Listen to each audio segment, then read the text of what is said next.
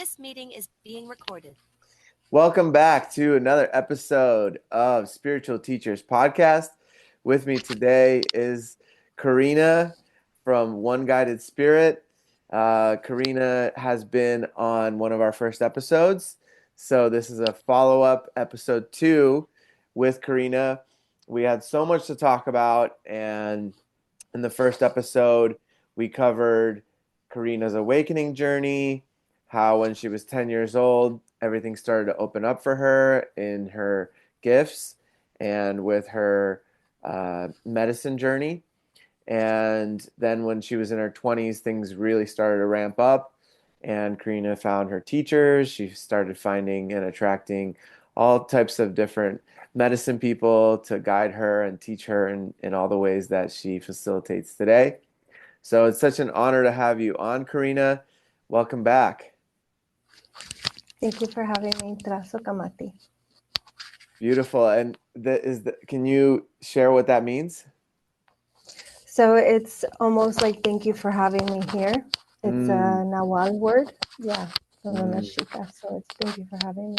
Beautiful. Yes, Karina is a practitioner in Mexica curanderismo, which is another way of saying medicine woman from Mexico and that region of the world. So today we'll be covering different plant medicines. So we'll be talking about Kambo, we'll be talking about Hape, we'll be talking about Niño Santos or psilocybin mushrooms. We'll also be talking about sacred ceremonial cacao, how the importance of holding sacred ceremony and how to do that. And we'll probably touch on some energetic protection tools and techniques as well. So it's going to be a potent episode. So thank you all for joining us. And I think what's most present right now, Karina, is the medicine of Kambo, which I sat with 6 days ago, actually. So if you look at my arm, for those watching on YouTube and Rumble, I have these 3 spots here on my arm, and those spots are part of the ceremony. So would you be open to sharing a little bit about Kambo, what it is, how it works, those kind of things? Yes, absolutely. So thank you for obviously sitting with the medicine. I know that you must be integrating really beautifully. Thank you for having me again. So it's the bicolor Philomedusa frog from the Amazon. It's a very beautiful medicine that they work with in different parts of the world, especially in the jungles. A lot of the teachers they either come from Peru, Brazil, and now it has turned into, it's kind of integrated itself and migrated into Mexico.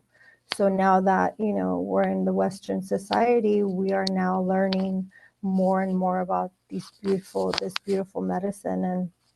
And it's the beautiful secretion from the actual frog. So for us, in the jungle, the frog actually secretes from its back, and it's actually a protection to poison other prey, like actually looking at it as prey. Mm-hmm. So it secretes this beautiful this secretion from the back to protect itself from being prey from other animals in the jungle. But for us, we've been able to heal with it in different forms and different ways. And it's such a powerful medicine that we've been able to, we're still learning so much from this medicine that, I have multiple teachers who are still continuously teaching me more information. And I love that because it tends to connect you depending on which teacher you're working with. You're learning something new. So it's always a great recommendation that if someone is feeling the call to study this medicine, not only sit with the medicine, it's a good way for you to seek out or call in multiple teachers, not just one. As myself, I've had about 3 different teachers. Mm-hmm. One had taught me how to serve myself, which she was actually one of the most deepest and profound teachers that I have found, because of the fact that she had me go through the trenches of Mm. myself. And I actually suffered from a lot of anxiety at one time. And sitting with her, she taught me how to like dig deep while I am in the medicine. And as we're feeling the medicine, it begins to go into like those deep, dark, shadowy parts of ourselves or our inner self to heal a lot of our trauma systems. And then from her, it's more like the emotional body, our inner self, what's the blockages, the bad habits, the patterns, and things like that. Then another one of my teachers taught me the body. So it was actually a couple, and they taught us the meridian systems and how to connect with the meridian system, so that when someone is coming into our space for us to serve the medicine, we know what to look for. So if they're going through something specific, we go into that specific meridian system to connect to that energy stream, which is the chakra system, which is really powerful. Then I have my last teacher. My last teacher was more of, he was more, I don't want to say ruthless, but he was more forward. He was like, we're not babying you. This is what it is. You're going to go jump in the river and it's super cold afterwards. And, we didn't work with the dragon's blood. We didn't work with any of that. He was just like, we're going to serve you. That's what it is. You're receiving the medicine and it's survival from there, and it's a beautiful way, because each one of these teachers has taught, at least in my own walk, that we are the ones who are going to save ourselves. Yes, the medicines are there for us, but ultimately it's our engagement, our intention, and our relationship that we build with these medicines. So Absolutely. I did bring a few. Actually, I brought my whole mesa, which is my whole kit for Kambo. So I wanted to share the stick that, if you can see, I'm not sure, but there's you a can see little it. bit of the secretion here.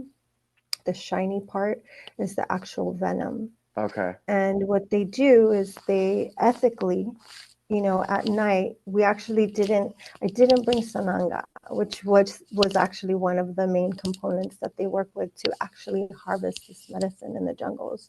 But ultimately at night, the men go out hunting for this beautiful frog. And what they do is, once they capture the frog, obviously they're very ethical, they're very respectful to the medicine. So what they do is they kind of spread the legs, and when it begins to secrete the venom on its back, they scrape it really gently, and they begin to collect it onto this wooden stick. And so that's how they're able to travel with the medicine to be able to serve it. In the jungles, they have the frogs just hanging out. So they're able to just capture the frog and take the secretion, and that's how they work with it. And obviously we're in a Western society, so we are, I always tend to say we get babied here. In the jungle, when you're going into this beautiful initiation process of being able to serve in the future, they serve you anywhere between maybe 100 points in your body. At one So a time? lot of the men, yes, they do. Wow. And so there's these videos that you can catch on Instagram or on YouTube where a beautiful initiation process is. They have it all over their arms, all over their chest, down to their legs, and they just let them. They just let them sit with it until they're getting well, and they're getting well. And they've never had an experience that was fatal, obviously, because this is medicine to our body. But ultimately, that's the true initiation, is you being able to withhold the medicine in that one moment, So just to compare, normally when you have your first dose, it's 3 points usually you start out with, right? Yeah. Traditionally, so as time has evolved, I notice the difference between the people who do come sit with me. Most people that do come sit with me, I tend to walk super slow. I remember when you and I sat together, um, I normally don't serve someone that many, points unless they've sat with the medicine or there is a deep intention for it. Mm-hmm. Or what I will do is I will serve them only one point. Mm-hmm. And the reason that my intention and the reason why I choose to walk this way, everyone, depending on who you speak with, everyone walks differently. But I tend to walk slow because I want you to come back to the medicine. I don't want to re-traumatize you and have you run away from the medicine. Mm-hmm. So my intention for the women, traditionally, I've always served women on the ankles and men on the arms. Mind you, I have other teachers who are like, no, it's the other way around. So it's depending on who you speak with. But the medicine, I listen to the medicine in my own, with the relationship I've built with it to serve in that way. And I feel a lot more safer that I actually get more people to return than to not want to do it again. Yeah, you have a So very gentle approach. I've sat with 5 different facilitators, and mhm, you've been the most gentle and the most nurturing, the most caring, and very, very present and very attuned to what's happening. So that is, I'm sure, why people continue to come back, And so for those people that don't know, a point is a burn, right? That mhm, is basically taking off the top layer of the epidermis to expose the dermis. And mhm. can you share a little bit about what tool is used to burn that top skin off? So traditionally they work with this beautiful bamboo stick, which, it's a lot larger. I've actually worn it out, but um, this technically is the traditional way.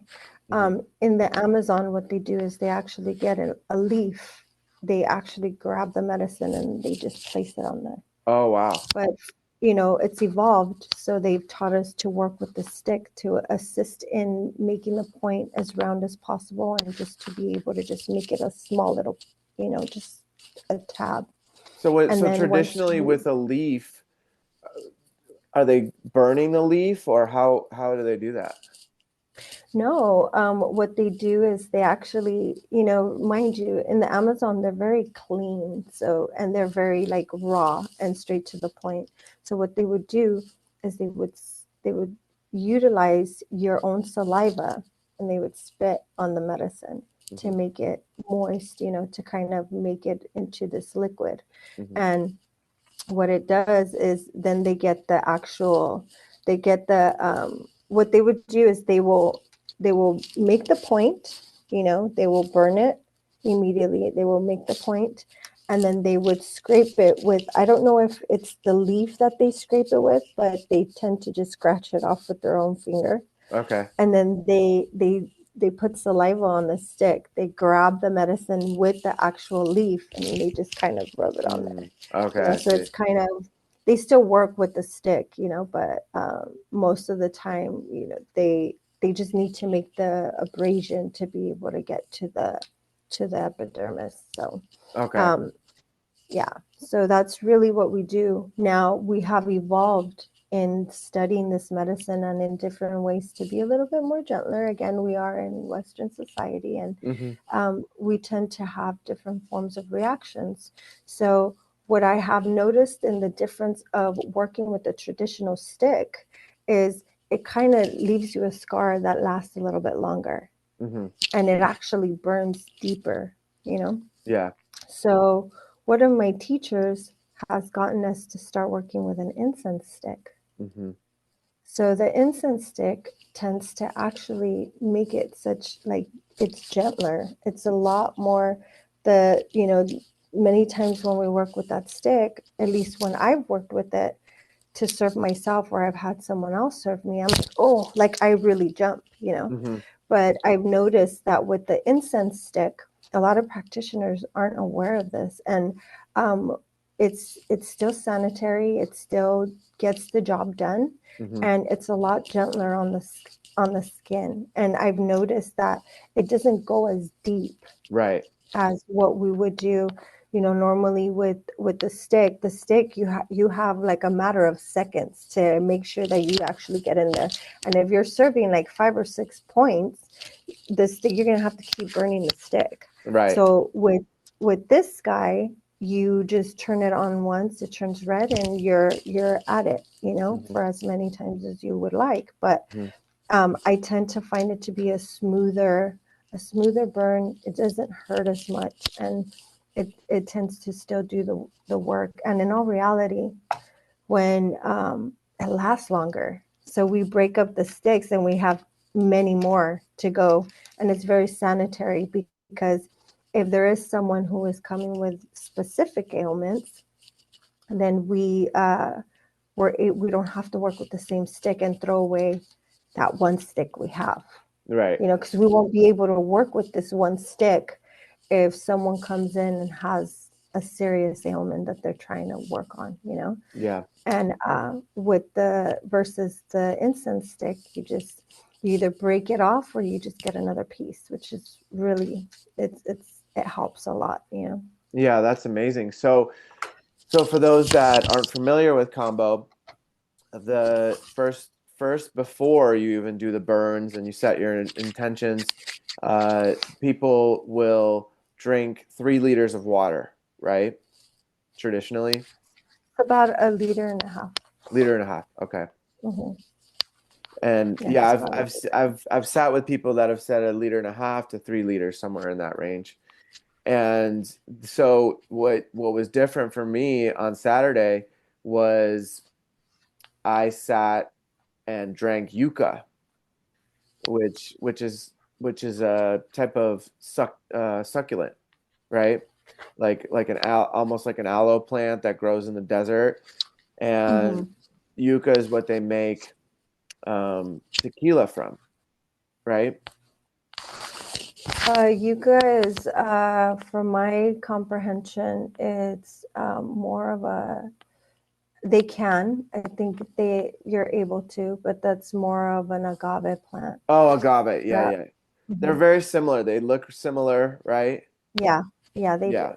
Uh, I think for the yucca, they also add, I think it's banana, but I'm not sure. I Hmm. think it's almost, yeah, it's actually a lot smoother on the system for sure for your intestines, versus just drinking water.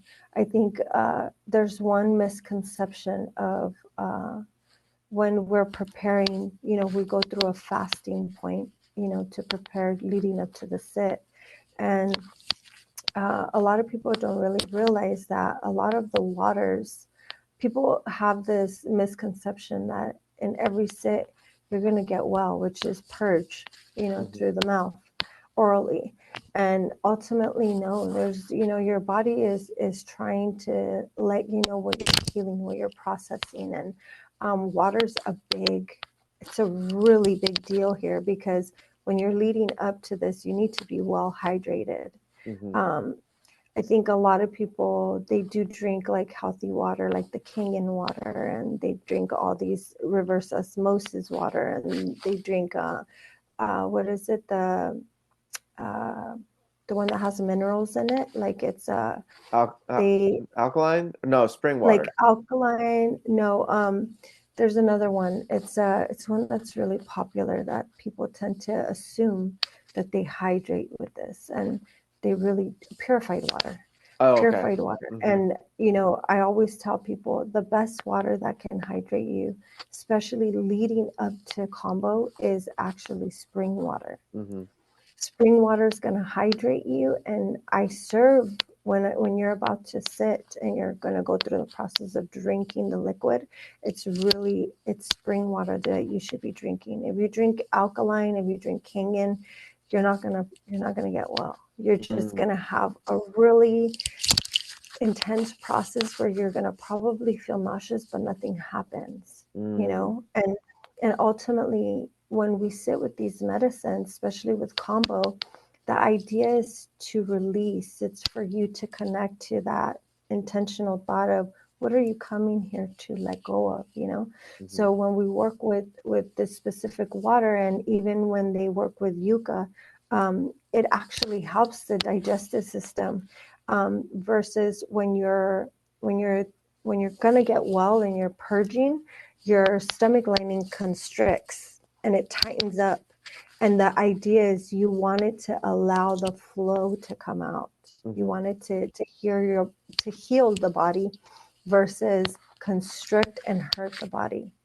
Absolutely. You know, so I think it is a game changer. You even experienced this in your sit recently. Yeah, right? yucca was a game changer for me because the last 5 times I sat with Kambo over the years, I had a sore diaphragm afterwards because when I purge, I've gotten well every time, and when I do, I'm I mean, it's not, I don't have any control. It's just coming out.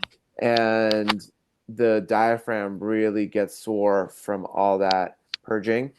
And for this experience, I purged just as much. It was just that the yucca really soothed it, and I had no soreness in my diaphragm. It was so nice. It was so much more easeful, and just that it was a total game changer for me. Yeah. I believe it. And the beauty about that is that it still hydrates you. It doesn't dehydrate you. So, you know, the post care after you have gotten well so much, you get dehydrated. And with the yucca, it doesn't. It allows your body to still know that it's still healing itself, you know? So it does help. Another way, one of my teachers that serves, he's from Brazil, from Accra, Brazil, and he tends to serve us hot water or warm water. So it also helps. What it does is it relaxes the tension in the body.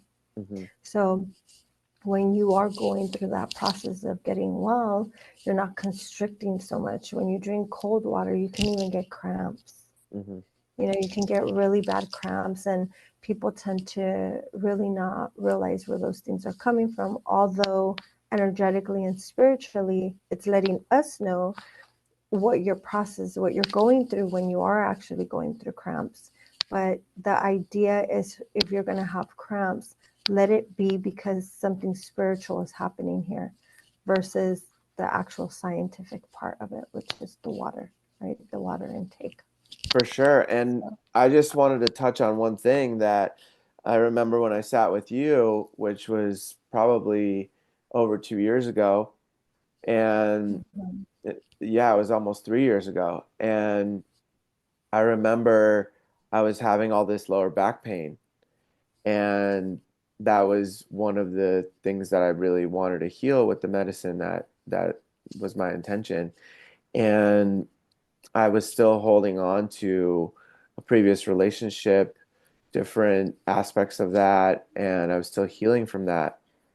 And what the medicine did for me was it helped clear these aspects in the body that I was holding this energy from this past relationship, and it really helped to move that to completion out of my system. And then the back pain went away.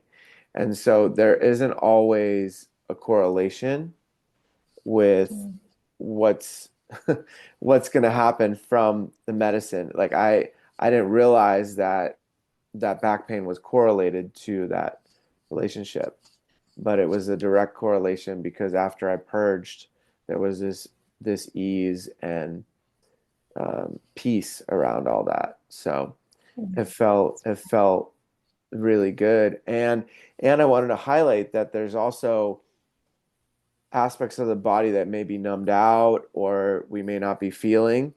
And then the combo amplifies that after you've done it. So it really highlights the parts of the body where we are holding emotions. And that's what's happening to me right now. Mm, powerful. That's So, really powerful. yeah. I noticed some of the things that we don't tend to talk about as medicine keepers, medicine holders, the ones who are serving. When you are in the journey, you have like this, what one would, if you want to label something, there's this great intuition or psychic ability, right? Where the person who's sitting in front of you and you're about to serve, every move, every tone, every eye movement, any body language, any way, anything, including your process, is it's giving us the kind of, it's almost like a download of this is what's happening, this is what's happening, this is what's happening. And it's up to us to be able to see that so that we can better assist you on your own journey post-care. Mm-hmm. One thing that a lot of people don't really realize that, so many times when people come and see me, I tend to analyze their purge. So um, a lot of people are like, wow, that's like really not good. And I'm like, well, the thing is that we have this protection on us where if you know exactly what you're doing, you know how to protect yourself from picking up energetic stuff, spiritual stuff.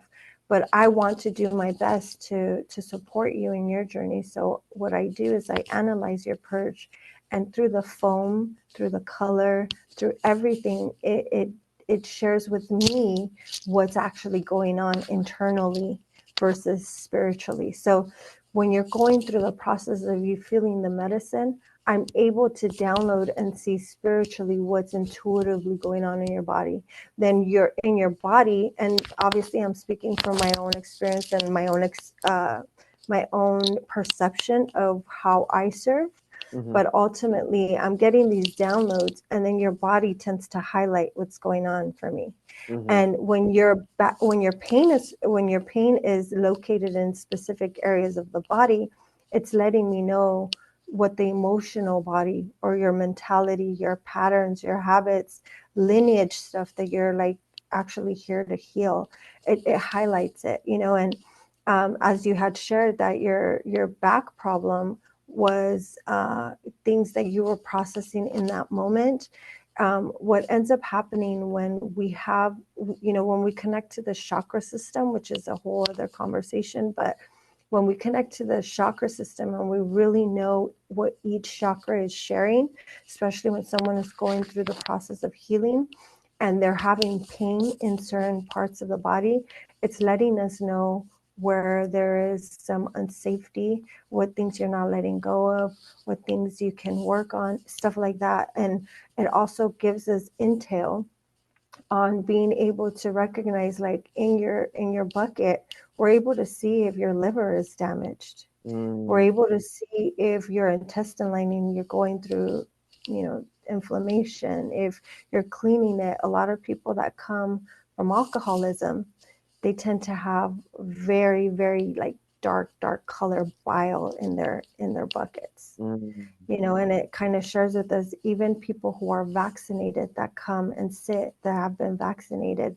their body's telling us this story. When you are actually processing the medicine, they tend to actually turn orange. Wow. So, as we're going through the process, they're depending on which mentor you're speaking of, they either have you sit behind the actual person who's sitting, or I prefer to sit, not directly in front of you, but a little bit to the side of you. So Mm. we won't be mixing into that energy, and I can still be able to connect with you intuitively. Mm-hmm. But ultimately, what happens is, as your body is changing its color while you're processing the medicine, it's telling me a story. Mm-hmm. So it's like really beautiful, it's really beautiful to be able to connect to these medicines in that way. But ultimately, one of my teachers, just to kind of move forward a little bit on the process of post care, is once we're done serving someone, what we do is we work with dragon's blood to kind of heal the points and the gates. And I did bring a little bit of dragon's blood just to kind of show you. I Yeah. didn't mean to kind of skip and fast No, that's forward. perfect. So this is the, it's tree sap, but it's really, what did they use? It's like iodine, right? Like iodine. But it doesn't sting. It does not sting at all. What a lot of people don't know about this, it's an antiseptic. So what it does is it's antimicrobial. So what it does is once you put it on the skin, which I will put it on the skin to kind of demonstrate a little bit. Mm-hmm. So let's say I have my point on my hand, right? Mm-hmm. And I put it on there. Most practitioners tend to just put a dot on there and just let it dry. And so you have like this mess and it's just kind of dripping and you're trying to survive on it, right? Mm-hmm. And the reality of how to activate dragon's blood is you just rub it in until it turns white. Oh, wow. Okay. So once it turns white, you officially activated it. So now it's sealed. It's completely sealed. I didn't You no know that. longer have That's to do huge. anything to it. Okay. Yeah. So we also work with dragon's blood if you have a toothache. If you have a toothache, you put it in your gum lining. And you kind of rub it in until it turns white. It actually heals your gums. Okay. That's also something that I could use. So it's beautiful information and stuff like that. A lot of practitioners are like, I didn't know that, and I'm like, yeah, if you rub it in, what it does is it seals it. So now you can touch anything you want. It's not going to stain anything, But you want to activate the medicine so that later on you can shower and do whatever you want to do on that point, and nothing gets damaged. Our recommendation is to never actually. You don't want to put neosporin on it. You don't want to put Vaseline on it. You don't want to put anything on it. The dragon's blood's going to do its job, and it's already sealed, and you can shower with it. So it's really great stuff. Yeah, I love dragon's blood. Another term that I've heard people call it is like a natural Band-Aid. There you go. Absolutely. Yeah. Mm-hmm. Exactly. That's right on the head. Yeah. Yeah. It just creates it almost even when it is just dropped on there, it creates this like a scab very quickly, and it naturally just scabs up and starts to heal very quickly. And I believe there's components in it that actually kind of I'd say like take out any medicine that's still there and place it into the scab so that just falls away. Absolutely. Yeah. And your points shouldn't, they shouldn't last. It'll scar and it turns into a really light, scar, but it should go away. If it doesn't, the practitioner probably went a little too deep, which is it's normal too. Everybody's skin is different too. So I have noticed over time, like I'll have someone that just came a year ago and they're like, oh, I'm ready for another sit. And they'll come and sit and I'm like, was that me or was it? And they're like, yeah, it's you. And I was like, whoa, they look pretty, they're still going strong. So, but for the most part, the intention is for you not to really have a scar after so many months, Yeah, most of mine go away within a year, especially if I'm outside and with, my skin turning tan, it starts to go away. So yeah.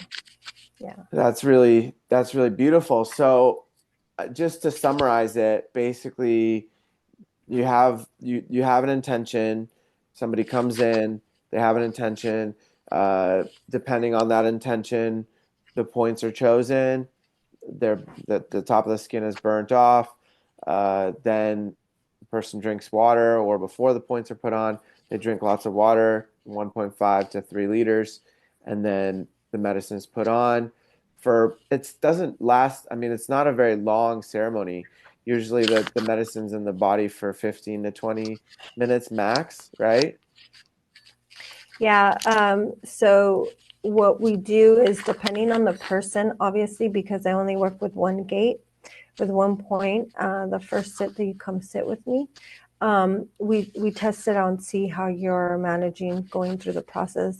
I've had people sit, I think the most is about 45 minutes that you can sit with the medicine to process it. After that, you should not be going any further, any longer than that, you know. Yeah. And we do recommend, what we do recommend is, if you can sit 3 days in a row, you have a good amount of, of healing in that time. Not only is it mental healing, but it's physical healing and spiritual healing. And it's a game changer when you can sit 3 days in a row. It's a very, very profound. When I sit to like serve, not to serve myself, I've actually chosen, I've made the executive decision to love myself a little bit more. So I prefer someone to serve me because of how I respond to the medicine. So I prefer to sit 3 days in a row so I can get enough of the medicine. Those 3 days, I'm going through intense work, you know, emotionally, mentally, my patterns are breaking, habits are, you know, going away, stuff like that. Versus like having, you know, a lot of the practitioners tend to do it 3 times within a 28 or 21 day cycle. And that's enough for you, the medicine to do its work. I find it to be the most beneficial when you do it 3 days in a row. You know, Okay. and it's very, very powerful in that way. And you don't have to serve yourself that much. And sitting with the medicine 1 point every day, it's still good. It's just you're going through that deep process within yourself. And it also, you know, I tend to have this beautiful saying and that I try to live by and walk in integrity with, you know, in alignment with. But I always say, you know, intention is everything. Absolutely. You know, so your intention is what's to live by intention or with intention means what is it that you're really trying to work on. You don't want to take a break. We're so bombarded with so many distractions that when we're on task, like we should stay on that, you know. And this also goes with sitting with multiple medicines at once. You know, that's a very sensitive subject for a lot of people, and I tend to trigger a lot of people, but that's part of the journey, you know.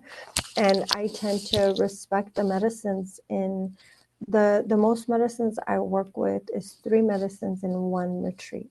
So if I'm serving, and this is us, like now we're starting to go into other types of medicines, right? But ultimately, what I do is when you come sit with me to have a really in-depth, like you want to work, we're going to work for a whole 24 hours.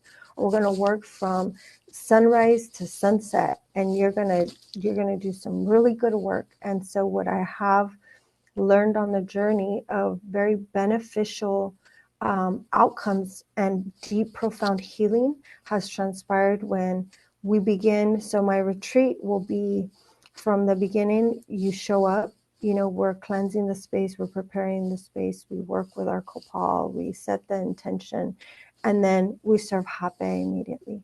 And then once we serve hape, we prepare the physical body for a kambo to come in.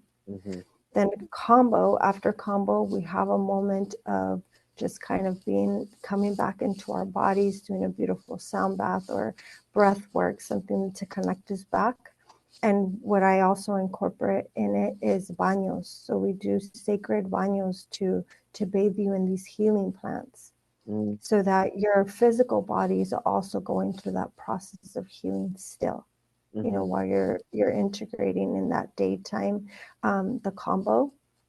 And then once we do that, we kind of settle back in and we begin to prepare our candles for intentional healing with the mushroom medicine.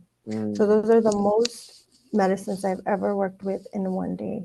I know that in these times you go to different, you know, retreats and ceremonies where they're serving bufo, Kambo, ayahuasca, you know, and mushrooms and all of that. And I'm like, whoa, how do you know which plant is working? Right. Like, how do you know? Like, each of these master plants and master teachers deserve their space. They deserve their moment. They deserve sacredness. They deserve to be acknowledged.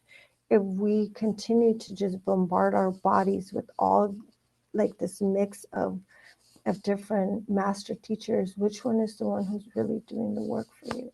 Absolutely. You know, and maybe I am kind of contradicting what I'm saying when I'm serving hape, kambo, and mushrooms, but I've noticed that they all tend to get along, and they're all different. Mm-hmm. They're all different, and they have their moment throughout the time of you coming to sit. Mm-hmm. So it's really, really, it's really powerful. And Kambo is just, it's been such a beautiful mentor and teacher for me on my own journey that it's killed my anxiety. A lot of women, what we didn't get to talk about is some of the ailments that it's assisted a lot of people that I've sat with and served. And I've sat with people who have gone through leukemia, different cancers. When they've had, I know someone who experienced testing positive for HIV, who eventually went into remission and tested negative. Wow. And so these are powerful things. Hashimoto's has been something that someone has tried to connect with Kambo with. A lot of people who have the herpes zoster virus, they also have worked with this medicine, and they have found themselves in a beneficial state of remission and not going through an episode at times. But it also depends on your lifestyle, your habits, and how you're incorporating flushing out all of these, ailments from your body. I have seen someone on leukemia go into remission where they no longer needed to take chemotherapy for a while, but we also incorporated ozone therapy with it. Okay. So it's a very powerful medicine. One thing that we don't ever talk about is on the post care, a lot of people tend to get sick or feel like they're getting sick, right? I want to clarify something, and I'm glad that we're having this conversation here, because the thing is that there's a misconception that the plants are making you sick. It's actually, no, your body's healing. So if you feel like you're getting sick, it's because of all that stuff that you're still purging out. Right. You're still purging out. I've had people call me and they're like, hey, do you think the hape or the Kambo got me sick? And I'm like, no, sweetheart. You don't even realize how comfortable you've been sitting in your uncomfortability and your ailments, that now your body's trying to catch up to the process of healing that it just had. Releasing all that all those toxins, all the Exactly. gunk that's built up, and our body can only handle so much pain and discomfort that it starts to shut some of the senses off to things, right?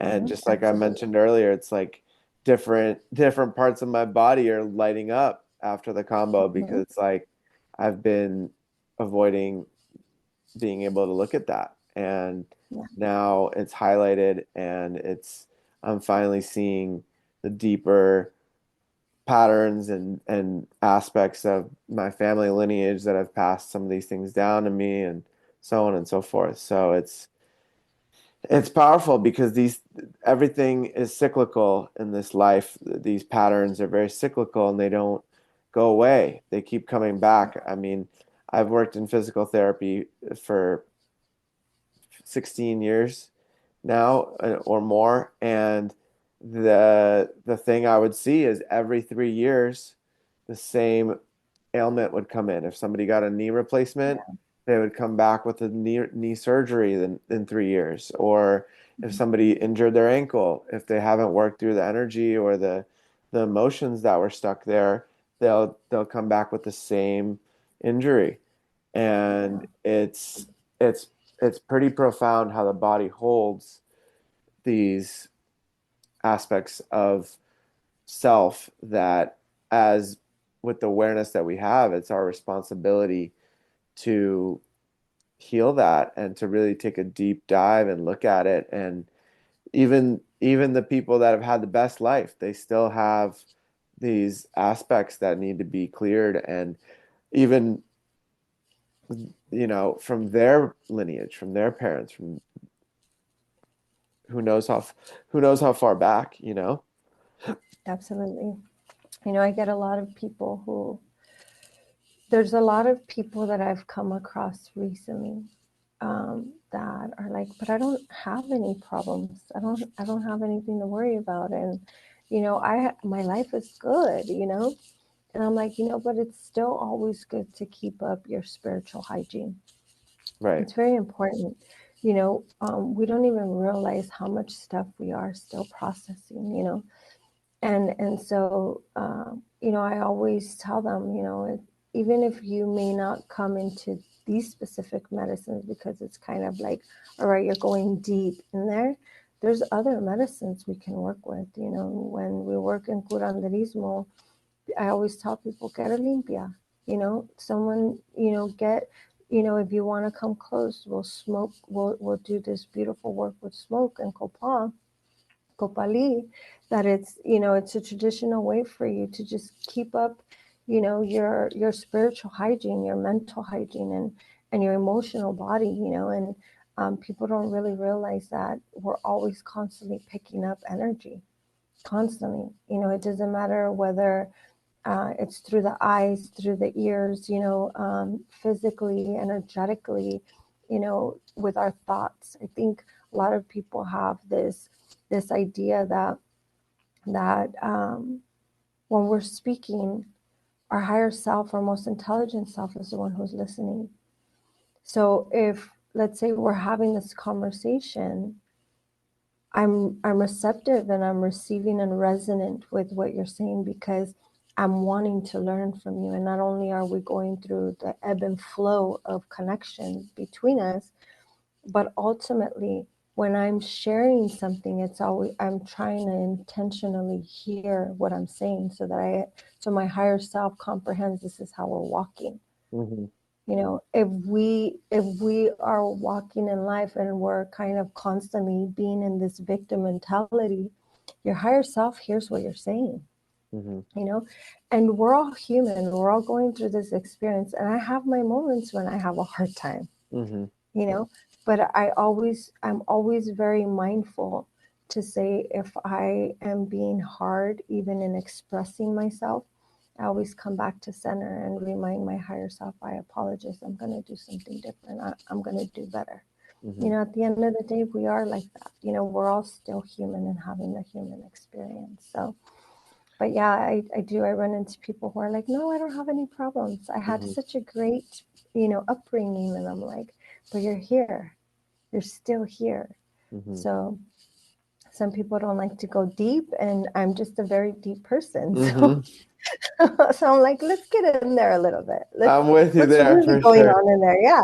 Right, right. What do you So, are you numbing out? Is that why you feel happy? Are you yeah. just, are you just pretending that these other things aren't happening?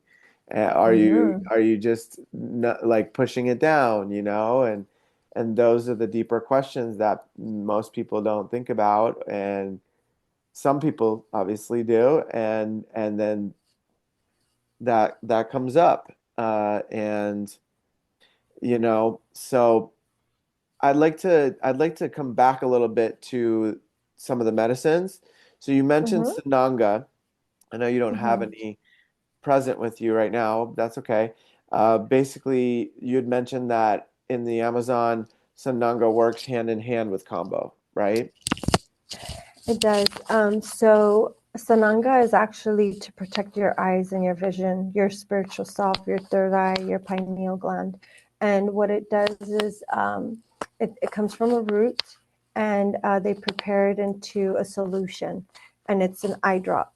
A lot of people don't really realize that we carry parasites in our eyes, in the eye, energetically and physically.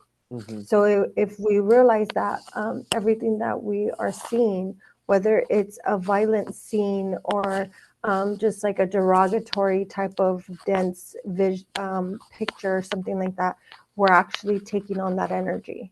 Or Mm. like when someone is looking at you in the eyes, you are transferring energy. So whatever codes they're carrying, whether it's healthy or not, you're receiving and you're taking that in through the eyes. So what they do to work with Sananga is, since you're doing a body cleanse with Kambo, what they prefer to pair that with is the Sananga, so that you could also have your, once you're done receiving the medicine, your entire energy system, your aura changes, your physical, your mental, all of it, your whole vibration shifts, and your energy centers are so open after the medicine that when you are sitting with Sananga and you receive the Sananga, it also protects your eye vision from like Mm. taking on any medicine, especially when you are open. We always recommend post care after Kambo that you have the rest of the day to yourself. You Mm-hmm. don't want to go into a public place. You don't want to go to a bar. You don't want to go to a restaurant. You don't want to do none of that. Mm-hmm. You don't want to go to the gym. A lot of people tend to be like, can I go to the gym? And I'm like, no, you're not supposed to go to the gym.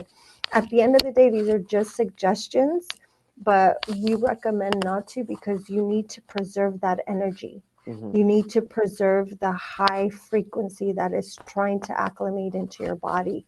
So when you sit with Sananga, you want to also sit with that too.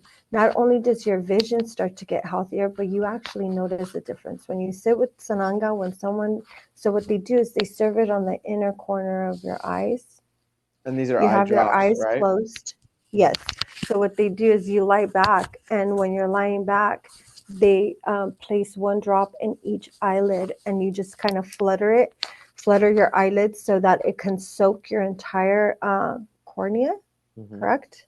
And so what it is that so once it soaks, there's a little tiny sting behind it. It's But not. if It depends on the medicine. Sometimes it feels like there's a huge bonfire in your eyes. yeah, so yes, there is very strong to like most of the most fresh ones are the I tend to notice that the fresh sanangas tend to be very potent, but they're actually lighter than when they're actually soaking a little bit longer. The Okay. longer it's in the root and in the solution, the stronger it can be.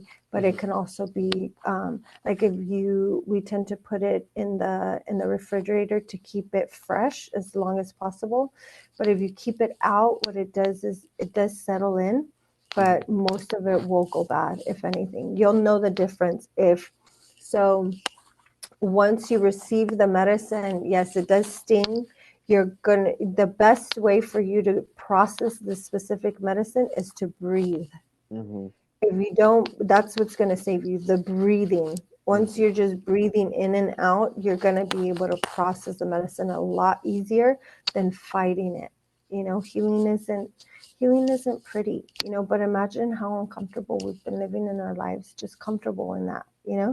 So Mhm. it's just it's like living in your uncomfortability, like nothing's going on. But healing is healing doesn't last long when you're going through these processes. Combo only takes about 20 minutes to process. We give you about an hour and a half. You should be good.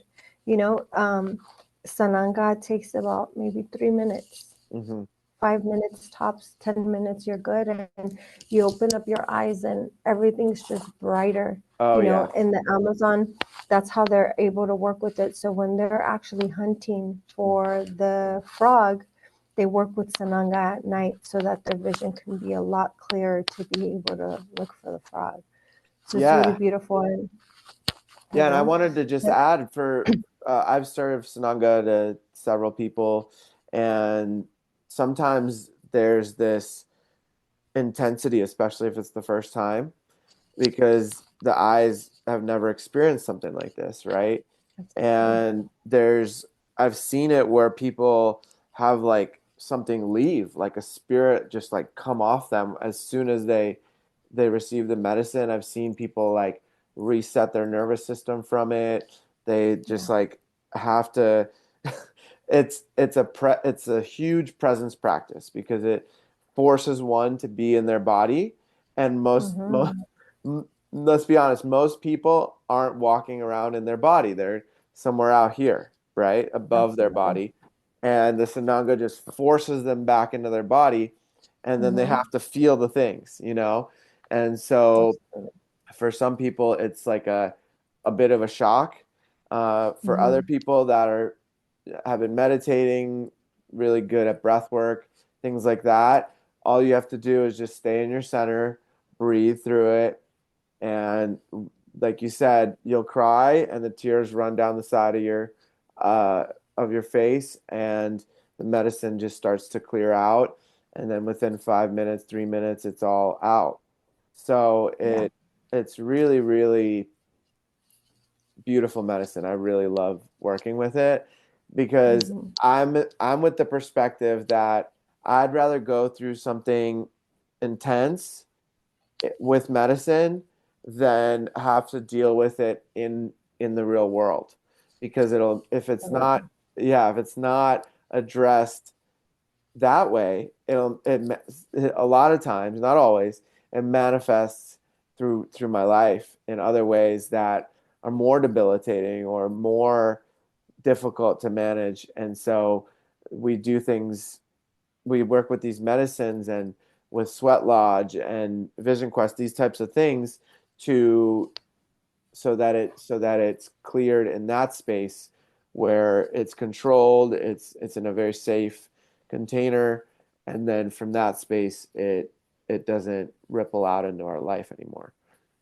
Absolutely. And I think that's such a beautiful reflection that you just shared, that I'd rather go through this process of intense healing than go through it in our life. And I think that's the beauty and the ultimate intention in these master teachers, is that when we are going through this, although we can't change the fact that we are going to go through our own human experiences, makes it a lot easier when we've gone through these master teachers. And a beautiful way to go back to Sananga, um, the scientific and the medical healing of Sananga is people who have stigmatism, who have cataracts, who have nearsighted, farsighted problems and ailments. It heals their eyesight. So the recommendation or suggested dieta to do with Sananga is to do it for 21 days. So you do it one day on, one day off, one day on, one day off for 21 days, and then you take a break.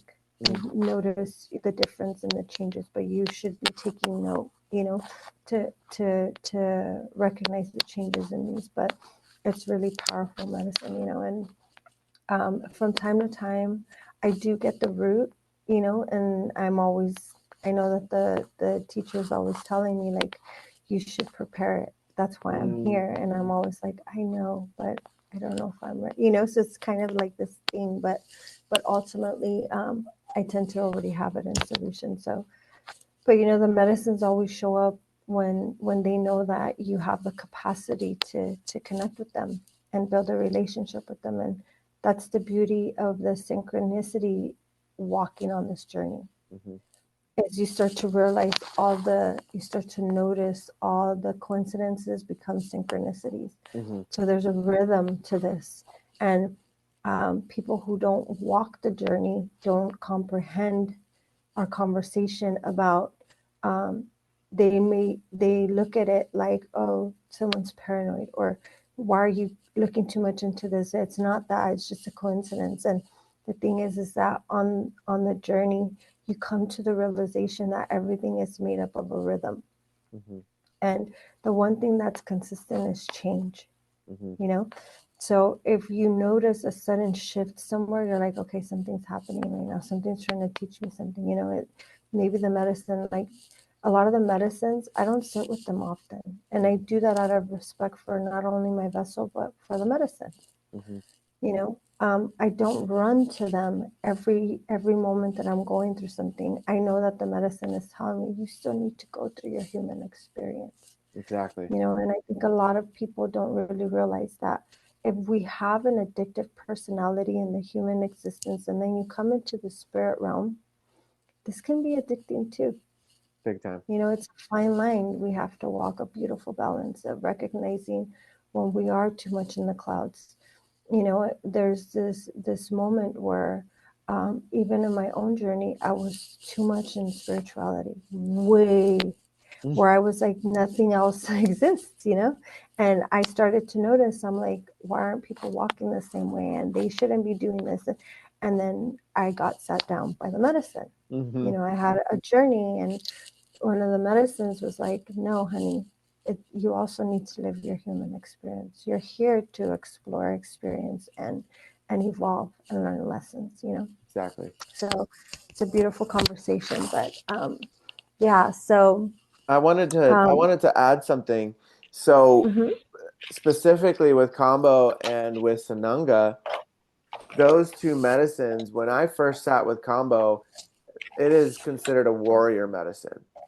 And mm, when I sat with it, it was like, I've done this thing, and what else could be more challenging in my life? It like gave me this new perspective on life, that these things come and these things happen, but I've done this warrior medicine, like there's nothing to fear anymore, because I've gone into mm, the depths of myself, and also into this intensity, and so like it was very intense for me the first time, and so it just gave me this perspective on life where I was like, I'm I got it. Like there's nothing really to be afraid of.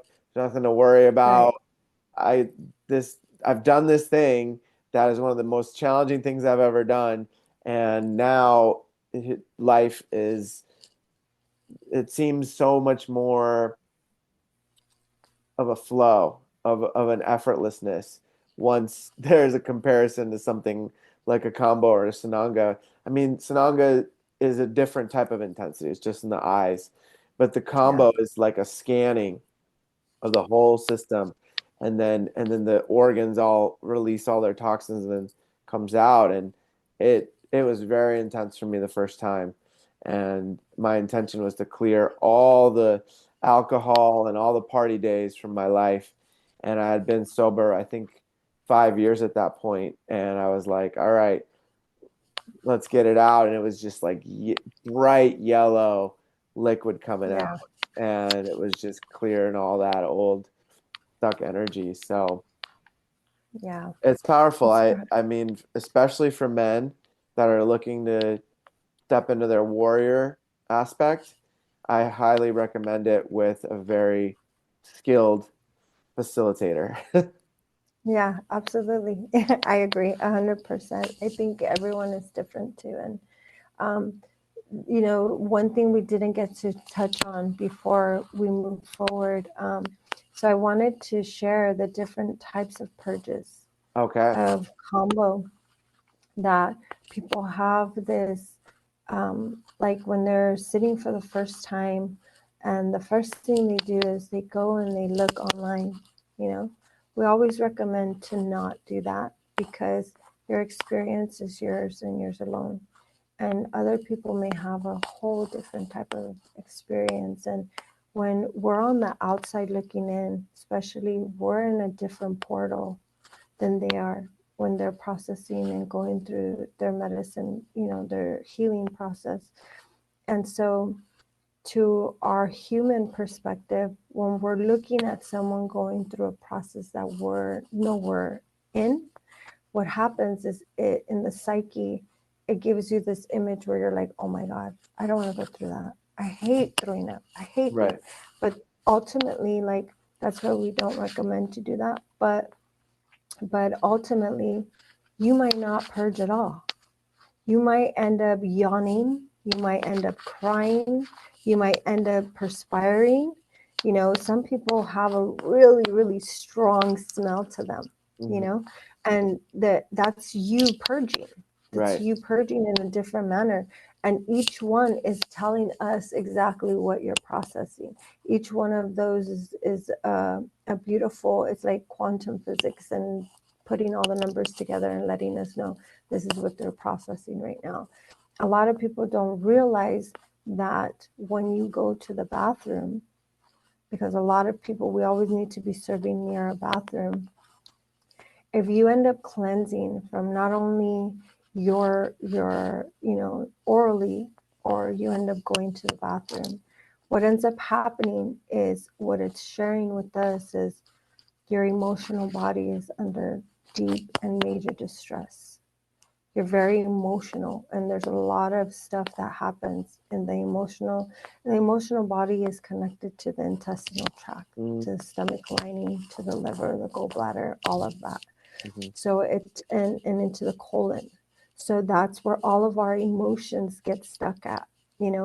Many people who are healing their voice end up purging a lot through the mouth. So they're healing a lot of their truth.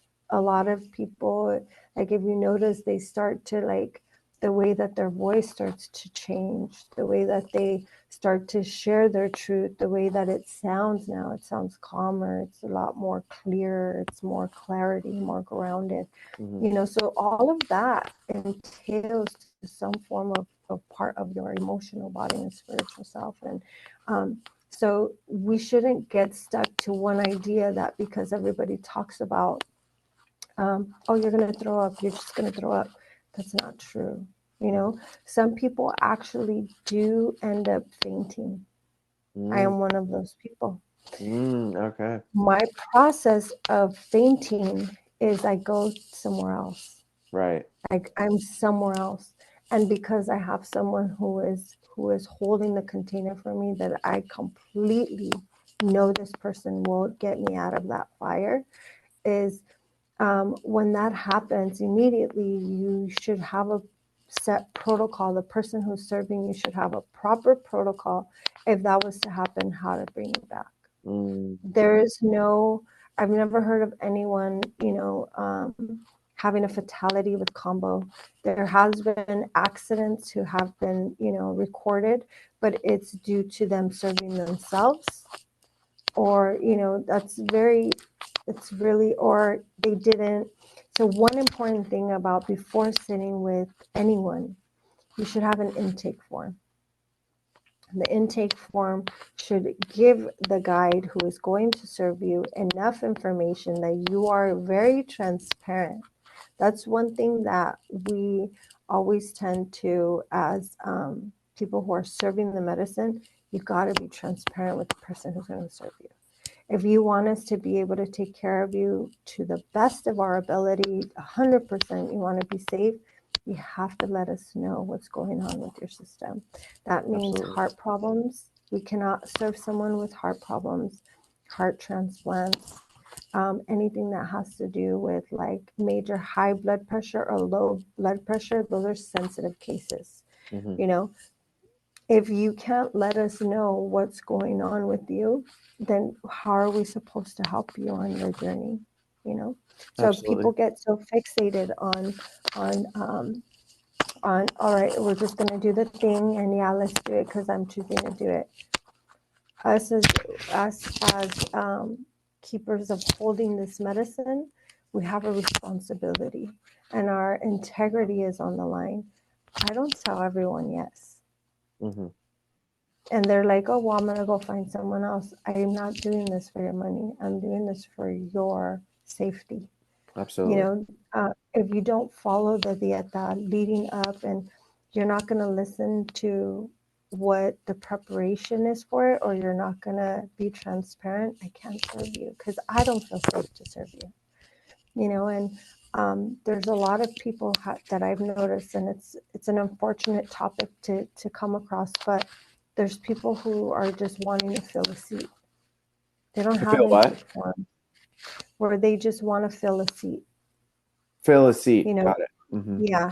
So it's almost like, okay, why haven't you screened this person? Why haven't you done a plática with them? Why haven't you connected with them? Why aren't you building relationship with this person? why is this person feeling so safe with you when you haven't done any of those things with them? Mm-hmm. You know, so these are very sacred and serious plant teachers. And if people feel that they want to do it out of a trend because other people are doing it, that's not the intention, or this isn't the goal here. We want to Right. do it with such reverence and integrity that I'm okay saying no to people who are not transparent. If they can't be transparent, I can't serve them because I don't feel safe to be able to save you regardless, you know? Mm-hmm. So, so yeah, and you know, this idea of, oh, you're just gonna purge and you're gonna, you know, vomit and all this other stuff, that's not really what it is. There's, Mm-hmm. you know, there's different processes that you're going through. Everyone's different, you know. I Absolutely. wanted to share that. Yeah, thank you for highlighting that. I think that's all very important information for people to realize and connect to. So I think this is a good moment to transition into the next medicine we wanted to talk about, which was sacred cacao. I love cacao. I'm so excited about us talking about cacao. That feels like one of your main medicines because you're so connected to it. Yeah, cacao. You know, it's really beautiful because I'm so excited to connect with this with you, brother, because we keep finding more information about cacao. And there is really beautiful information. And also, I brought a cacao pod today. So this is super special. I wish you were right in front of me so I could share this beautiful essence and connection with you. And so, what we have found about cacao, so cacao, a lot of people don't know that cacao originated in the Amazons. It's actually from the jungle. From different jungles, which is Ecuador, Brazil, and Peru were the first three jungles that it was actually discovered. Mm. A lot of people have this idea or this notion that Mexico came up with it and the Mayas, and it's not true, you know. And it's actually it came from the Amazon jungles. And it came from Brazil first and Ecuador, and then it made its way to Peru. It was discovered in Peru. From there, as people started migrating, and it landed in Mexico, and they realized that in Mexico it can grow. And then from Mexico is when the Mayas discovered, and we've just taken on this beautiful responsibility of caring for cacao. But there's so many misconceptions of cacao, which this is the baby pod, but I have a larger one that I kind of want to show you. Okay. I'm gonna open that little one. Okay. So this guy. Oh yeah, it's a beauty.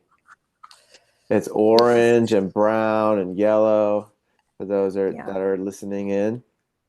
Yeah. So this is super, super special. And that one's about what, 12 inches long? Yeah, it's pretty big about. Mm-hmm. It's such a special connection that I have with cacao, and I think we don't really realize that this is definitely going to break a lot of hearts, but there is no such thing as a cacao ceremony. Mic drop. Mm-hmm.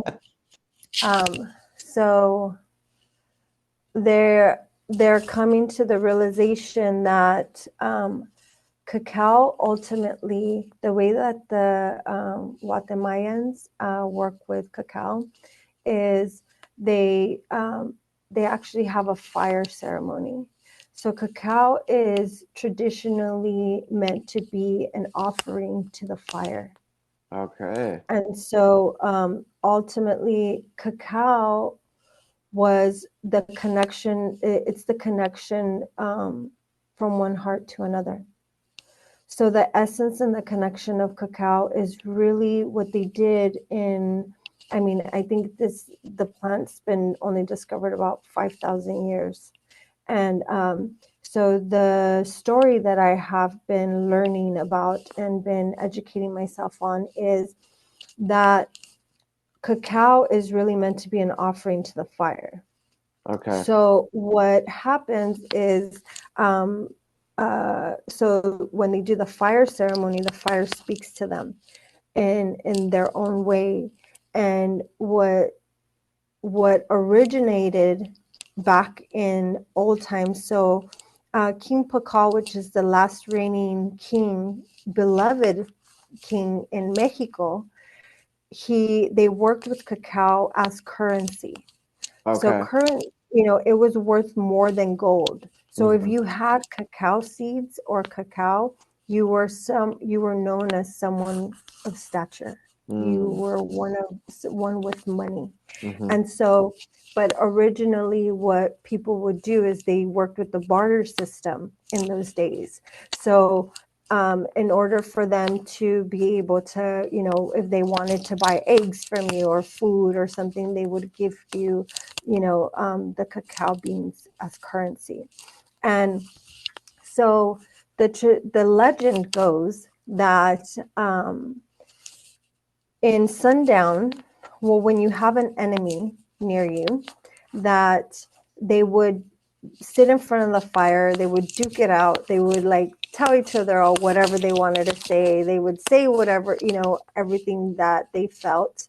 And it was a deep integrated, like whatever emotion they were feeling, which obviously was not a good one, right? They're arguing back and forth.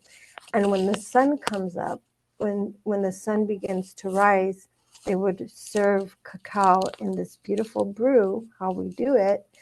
And once the sun rose and you had that cup of cacao and you share it with your enemy, Mm. you no longer have this conversation. It never existed anymore.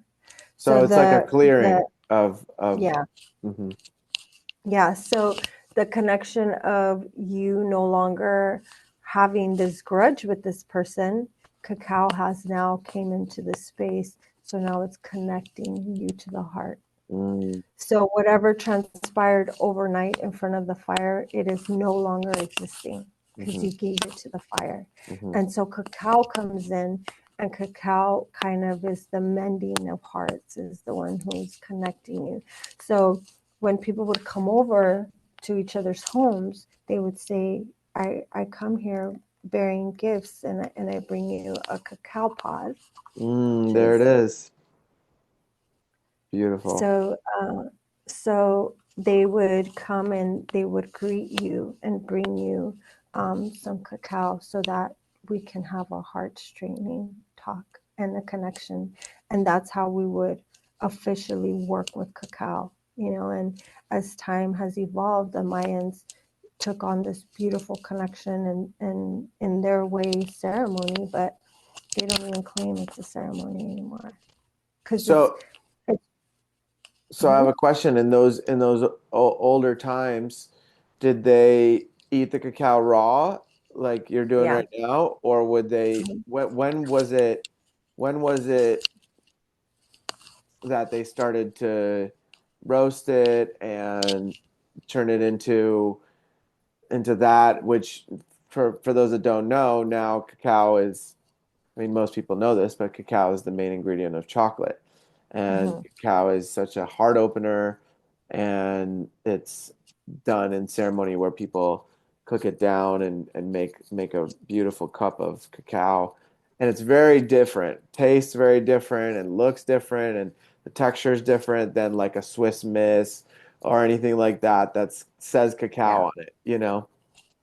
So the seed has this really, it's like a white film to it, right? Hmm. And it keeps it moist. That is the sweetest part of the cacao seed. Hmm. So once you bite into it, it becomes bitter. Right. the seed becomes bitter. So there's like this beautiful connection of sweet and a little bit of bitter. So there is a multitude of different parts to the cacao, including, so what they do with the white film of it becomes cacao butter. So Oh, they create okay. it into butter, and what they do is that beautiful butter, you can work with it in so many ways. I need So to they get would some of make that. different chocolates. Yeah, actually, you know what? Maybe I could mail you the cacao pod as my gift to you. Oh, that would be so Maybe for amazing. I would you love. and your honey. Yeah. Um. So yeah, and so what they would do is every part except for the outer shell, even the outer shell of the cacao is you can utilize it, you can work with it. People make shakers and gourds out of it. I actually tend to dry mine so that I could drink my cacao brew out of them. Oh, that's So it's kind of beautiful. cool, you know. Yeah. But ultimately there's approximately, I think there's about 1,000, maybe 1,000 different species of cacao. Depending Whoa. on who you speak with and what region you're talking to, they all tend to say that their cacao is the best cacao, which the three main ones is Criollo, and there's another one. I don't know why I can't think of the other two, but Criollo is the most popular one. A lot of people tend to have this notion that Criollo is the best cacao, but it's ultimately not the truth. There's so many. There is a hybrid of cacao where some of the cacao is yellow. Hmm. The fruits, they all taste different. Some of them are a little sweeter. Some of them come a little bit more soury, fruity kind. Hmm. And then there's one that is really just bland, and it's just straight cacao. And it's not bitter, but it's very bland and it doesn't have that much of the taste. But ultimately, I've come across those three kind, at least from my own understanding, from who sends them to me. Hmm. And they all taste really beautiful. I have noticed, though, the darker the cacao, like the outer shell, um, they tend to have a stronger, more potent, like, uh, let's say the butter is a lot more sweeter, Hmm.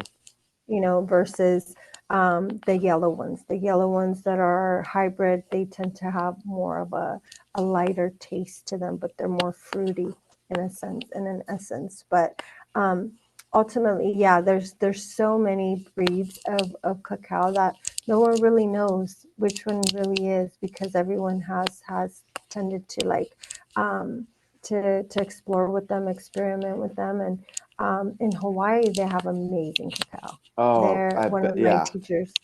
Yeah, one of my teachers from cacao. She has her own cacao farm. Wow. But her cacao is super expensive, and she won't send any pods, Uh-huh. But so yeah, and the beauty about working with cacao, the way that I work with her and I present him, and the reason why I'm saying him and her is because cacao.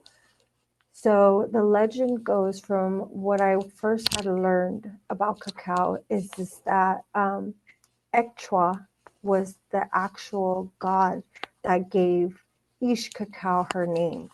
Mm. And it was a beautiful connection where it was a masculine energy. Mm. So, and he gifted this masculine energy and said, I think we need to create her into a tree, and I want her to be named Ish Cacao.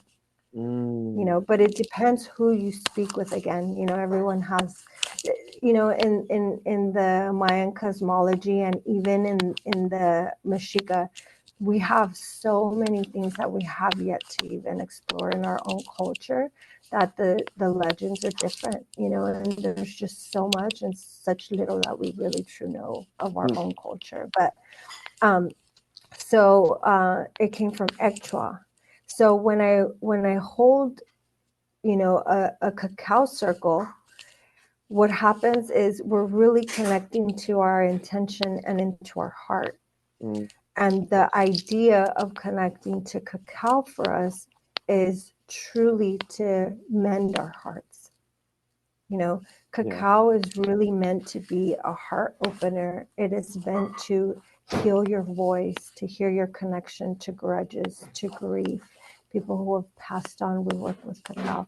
We're actually incorporating and integrating cacao into spaces like AA and NA. So Mm. what we're doing is people who are trying to kick addictions, you know, when people have addictions, they tend to go straight, like especially if they have like methamphetamine addictions and stuff like that, that kind of are uppers. Mm-hmm. They tend to, we notice that it's more common for them to go straight to coffee and caffeine. Mm. So what we do is, and then that becomes a habit. Mm-hmm. So what we're doing is we're allowing to integrate cacao into the, you know, as a brew into these spaces, so that not only are they getting the benefits of feeling alive and up, what it does is it releases endorphins. Mm-hmm. So it's really beneficial for someone to lighten their mood when they're connecting with cacao. They're having a cup of cacao. They feel this beautiful, energetic essence and connection to themselves. Everything tends to lighten up. Everything is more verbal. It's just so beautiful, right? Mm-hmm. So a lot of people who are diabetic, they actually transition sugar to cacao. Mm-hmm. So it helps with their sugar levels. It's the original name of cacao is Theobroma cacao. And so, you know, as we had shared, that this is the main component of chocolate. Mm-hmm. So without this specific ingredient, chocolate doesn't exist. We can't Mm-hmm. make it the way that we've turned it into here, you know, but Yeah. and so it has such great benefits. People with high blood pressure, it regulates and it gives them the really good, there's flavonoids in it that actually benefits, and it brings down to balance the high blood pressure. Mm. Anything that it has really good benefits also for like a clear mind, people who have anxiety, people who are kicking certain patterns and addictions. Mm-hmm.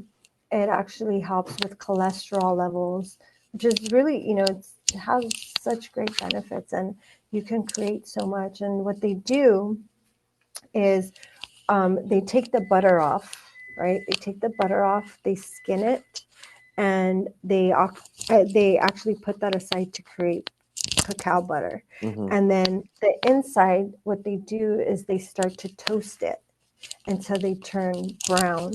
Mm-hmm. Then when it turns into the brown, which to me, the best way to have cacao is really in the toasted way, which is amazing.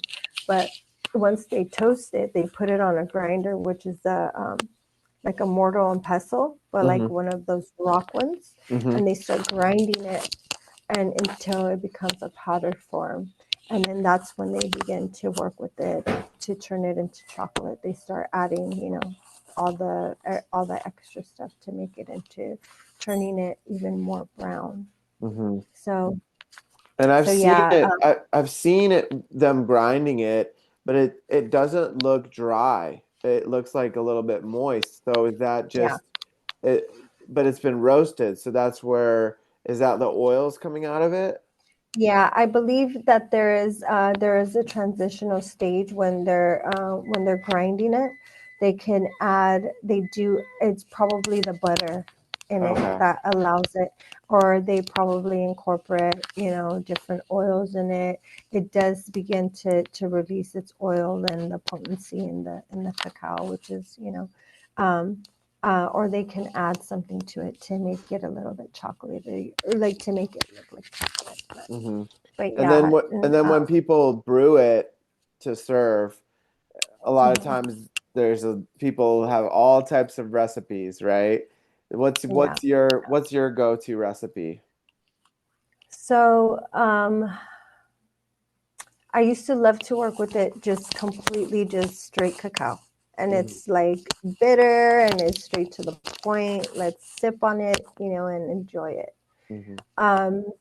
The process is a beautiful, just short, and quick process. Is you're speaking to the cacao, you're singing to the cacao, you have this invocation to call in the spirit of cacao to come in. And when we activate the water with our own prayer, we smoke tobacco. So we smoke tobacco. Tobacco is a big component to having a cacao circle and activating it. So what we do is we connect with the tobacco, we work with the water to activate it, we add the chocolate into it, the cacao into it, and as you're churning it, because you have a molinillo, and you're just kind of churning it, you're singing to it. What's a mole Now, mio? what a molinillo is, I don't know what it's called in English, but it's like it's a round thing, and you just kind of, it's like a mixer almost, but it's a Okay. hand mixer. Oh, okay. And so that's the best way to break down the cacao in the water. Mm-hmm. And so what the recipe that I've come to love and enjoy is adding, now that I'm telling my little secrets, are cinnamon. We add cinnamon, nutmeg, star anise, and I add a little bit of vanilla in it, and I add cardamom. So cardamom gives it such a elevated perfume type of smell to it, which is really beautiful. Now, what I've also done in past circles is the moment that people start coming in, I start kind of downloading intuitively what ingredients want to come into the cacao. Okay. So if we add salt into the cacao, it's because there's people who need a little bit of healing on a little bit of masculine in their energy. Okay. So we could also add a little bit of chili and spice into it because you're calling in fire into that energy. So each component and ingredient that we add to it is based on the circle and what intuitively wants to come in. Nice. And it's such a beautiful way to connect with these beautiful medicines, and it's a good way for us to connect, like, through our heart. We're in such a space of suffering and victimhood that it's time for us to evolve further from that mentality, from that hurt, from that pain, from what we're suffering from, And many times people, in my last circle, I had people that were actually going through chemo and cancer. I had people who were mourning their parents. I had people who lost a child. Everybody going through something, and everyone, it seems to be suffering in some way. And I feel that cacao has made such a beautiful awakening into this society that it's so weird. I don't watch TV, but not too long ago, a couple weeks ago, I turned on my TV and I was just having a moment of I just wanted to be human, right? And I turned on the TV and it goes automatically to the news. Oh, I boy. guess that's what the cable station does, yeah. Uh-huh. And they were having a segment of cacao. And I was like, no way. And I recorded it. And I was mesmerized by it. Wow. And it was how now the community is incorporating and implementing cacao in these spaces. And, they were actually talking about a trendy topic, which is,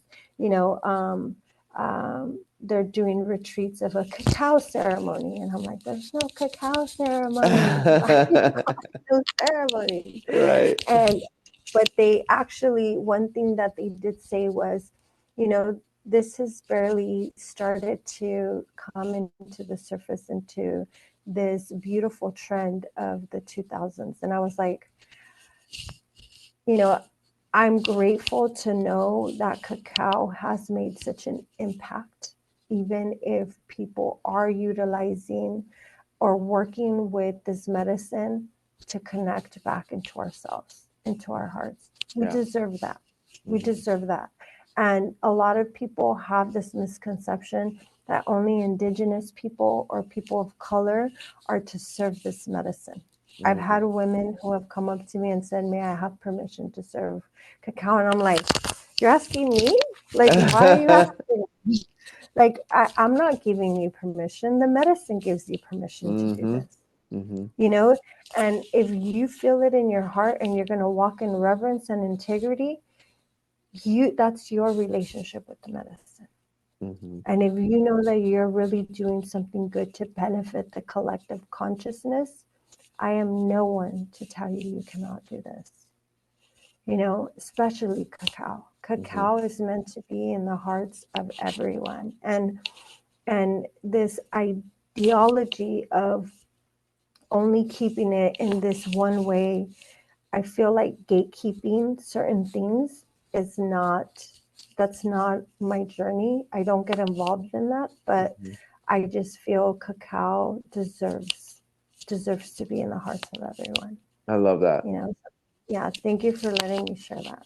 I love that. Yeah, that's an important piece because I've seen a lot on Instagram making fun of white people and them trying to be spiritual and showing up in these ways and so on and so forth. But at the end of the day, it comes down to that individual's relationship with the medicine, whatever medicine it is, how they treat it, the reverence, the intention, and my my personal belief is that for the old souls that are here to awaken the planet, those souls already know what they're connected to. They've been working with these medicines for lifetimes, uh, in different bodies, in different parts of the planet, on other planets potentially, right? And so those people will be able to see through that all that fakeness, right? And still be able to hold something just as beautiful or just in a different way, right? And I believe that it all comes down to the intention and the where it's coming from. If it's coming from the heart, it'll be felt. It doesn't matter what your skin color is, which part of the world you're from, it really just comes down to how the relationship has been built with the medicines and the calling. Absolutely. I couldn't agree with you more. And this is, I love how you mention intention is everything. And it is, and it's really how we're embodying and how we're asking permission to the medicines, how to walk. And hey, may I have relationship with you too to better serve the community, I think there's also a divine balance between it. Now, this path is not an easy path. It's not, a lot of people tend to have this notion that it chooses you, which let me rephrase that. A lot of people tend to have this notion that we choose this walk. But ultimately, when you're really deep in it, you're like, oh no, this was already here, regardless of what I thought I was doing in my own journey. And a lot of people that feel that they're making a choice to come into this walk, they come to realize that when things get really real, raw, and deep, they run away because it was never meant to be their journey. But those who still continue to walk in through the trenches, the fires, and come out and know that they're still standing firm on their walk, I think that those are who are meant to be on the journey, and it's okay if people want to come in and try it. If the creator is saying this is your path, it's going to assist you on the journey.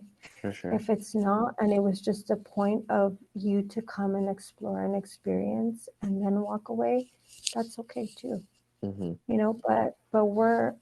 I'm no one to gatekeep any medicine, and I know that my journey was chosen already for me, and I'm grateful for the walk, but this is not easy by any means, and by any means, like having to face yourself and look at yourself in the mirror daily and do the work. It's not an easy task. The last thing you want to look at it is like look at yourself again going through some whatever it is that you're going through. You're like, I don't want to look at this. Can I just like leave and put it off for another day? But you can't. Yeah. And so people tend to there I think we're in a time right now where we are finding the people who are meant to be on the journey, and those people who are not, who were just meant to explore for a little bit. Eventually creator knows, it's time for them to walk away, and it's okay. It's Mm-hmm. okay, because the ones who are walking in through the fires and doing their work, it's going to show. It's going to show, and they're doing what they came here to do. So Absolutely.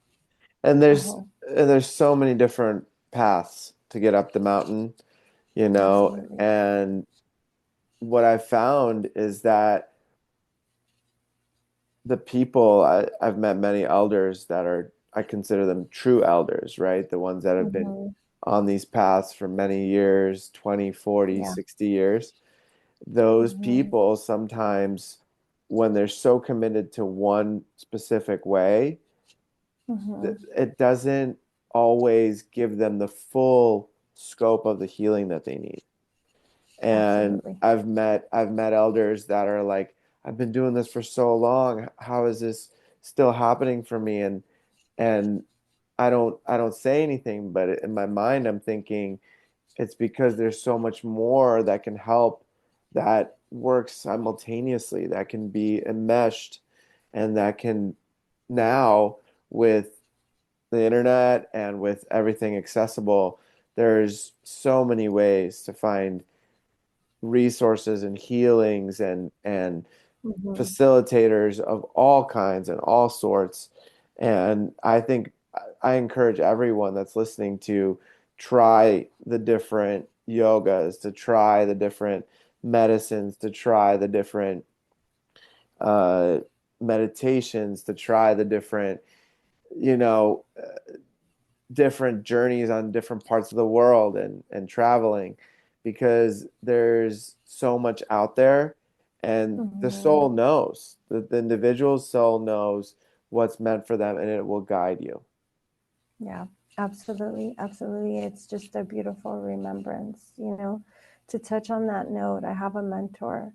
My grandmother was one of my biggest teachers, and um, I remember her and the mentor. He's an elder. He comes from a generational lineage of his own journey, and um, you know, his walk is a certain walk.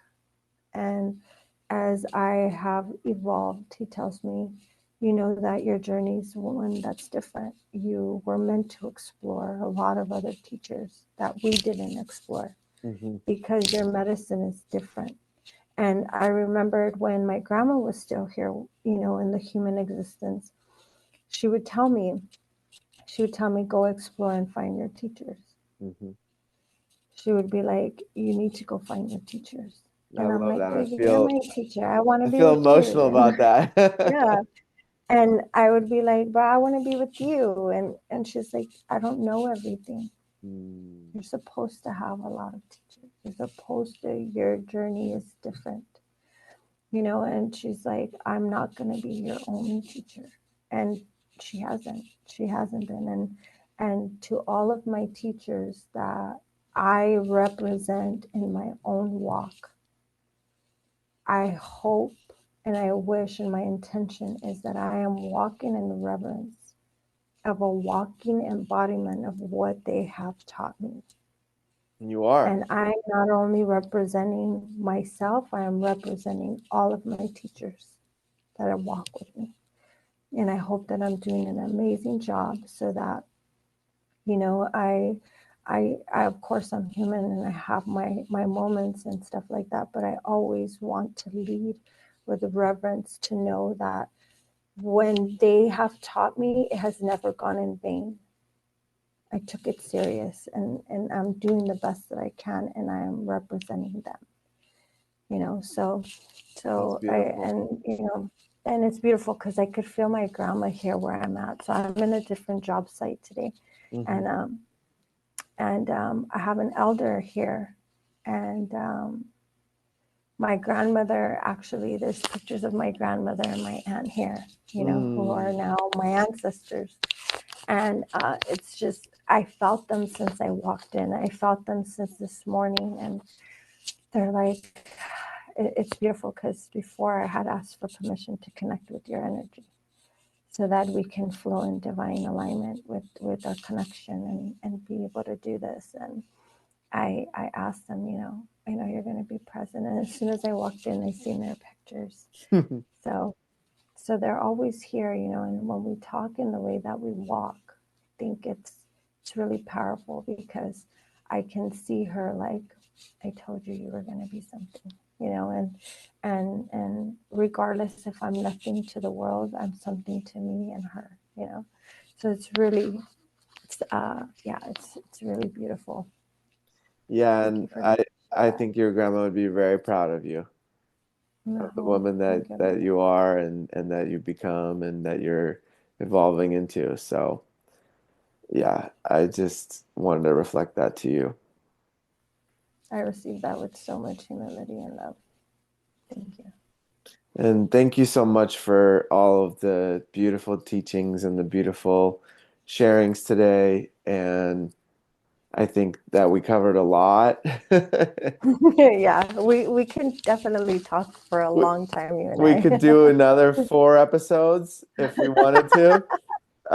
We didn't Let's do it. we didn't touch on everything yet, but I Yeah. love it because we're going in depth with each topic, Mhm. and we really went in depth with the topics today, and I'm so grateful for you joining today.